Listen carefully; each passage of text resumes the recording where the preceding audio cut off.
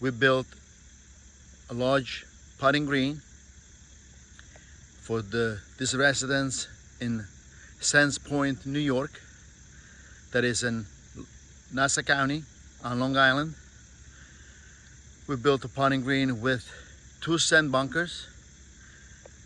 We use a short grass for the center and a taller synthetic turf for the fringe of the putting green. We installed 4 putting holes and flags. The putting green is pretty much built in front of the house.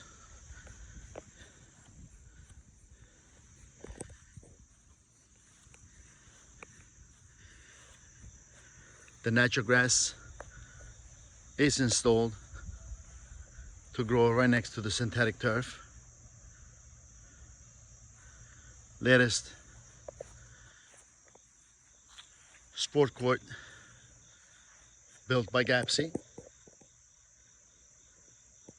on Long Island, New York.